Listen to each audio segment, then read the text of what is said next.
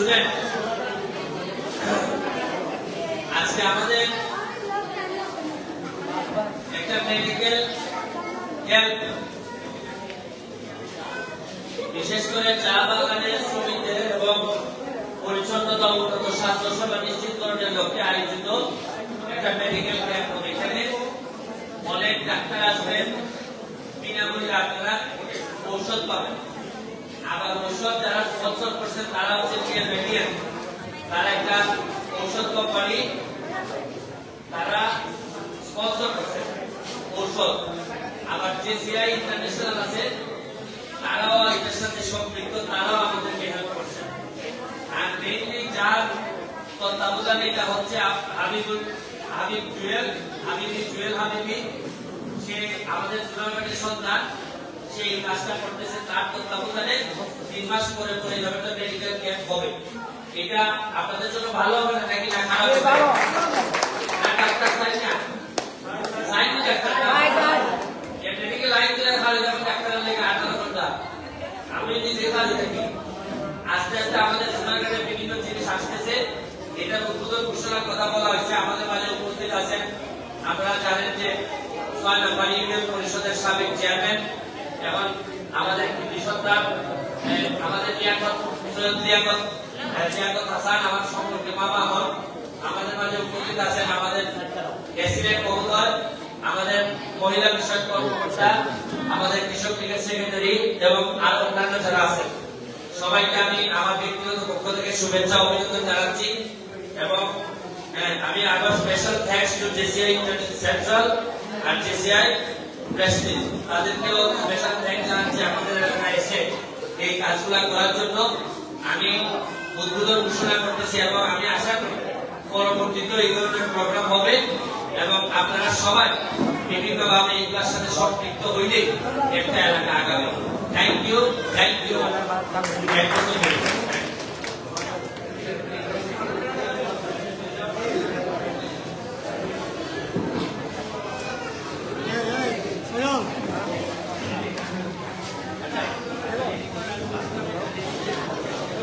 ভিডিওটা ফিনিশ করে দেবেন।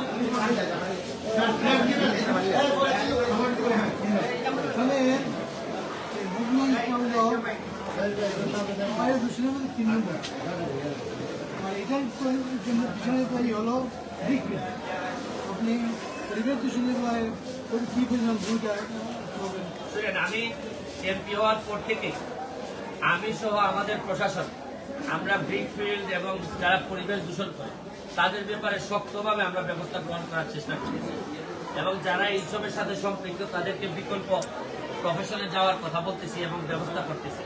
আমরা এটা একটা দীর্ঘমেয়াদী প্রসেস, 15-20 বছরের ময়লা তার একদিনে পরিষ্কার করা যায়। তবে আপনাদেরকে দেখতে হবে যে পরিষ্কারের কোনো সিগন্যাল আপনারা পাচ্ছেন কি। আমার বিশ্বাস যে আমাদের ইউনো মহোদয়, প্রেসিডেন্ট মহোদয় থেকে শুরু করে OC মহোদয় সবাই কিন্তু বিভিন্নভাবে ব্যবস্থা নিচ্ছে। আমার কাছে আশ্চর্য লাগে যে গত 10 বছরে পরিবেশ তো আর একদিনে এই জায়গায় নষ্ট হয়নি, এতভাবে এইরকম পরিবেশ কিভাবে নষ্ট হইলো আমার এটাই আমার মনে আসে না যে কিভাবে সম্ভব যে একটা এলাকারে শুধু আমরা ব্যক্তি স্বার্থে এতটা নষ্ট করছি। তবে আমি চেষ্টা করে যাচ্ছি, আমরা চেষ্টা করে যাচ্ছি, আমাদের সবাই প্রশাসন সহ আমরা এটা একটা বসবাসযোগ্য করার জন্য যা যা করা দরকার সবই আমরা ওই যে খোয়াই নদী থেকে বিভিন্ন জায়গায় ভাত পেতেছে, বালু উত্তোলন এবং কৃষি জমি থেকে অবৈধভাবে মাটি কাটা। আমি আপনাদের বলি, সবই তো বেশিরভাগই হচ্ছে গিয়ে একই সুতায় বাঁধা। আপনি বালুর, যারা বালুর লিজ দেন, নিয়ে দেখা যায় আমার রাস্তাঘাট শেষ, ধুলায় তো সবার শ্বাসকষ্ট, আমার নিজেরও শ্বাসকষ্ট। সোনারঘাটের মানুষের এখন বেঁচে থাকাই কঠিন।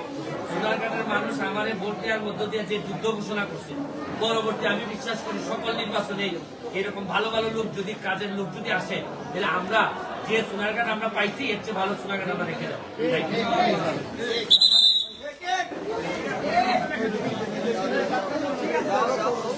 আচ্ছা আইতেছি আমি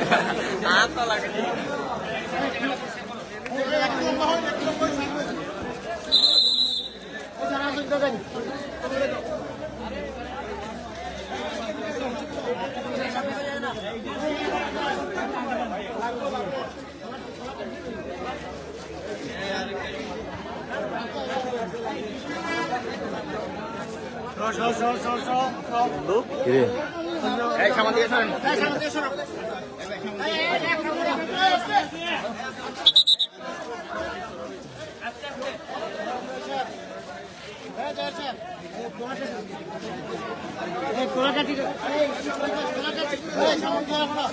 জগৎ ভাই কলাটা আমরা লম্বা হয়ে লাইন ধরো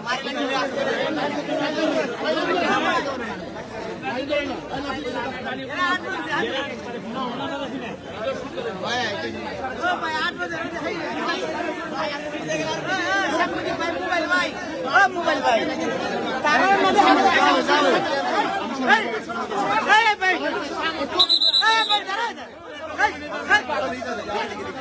সবাই সবাই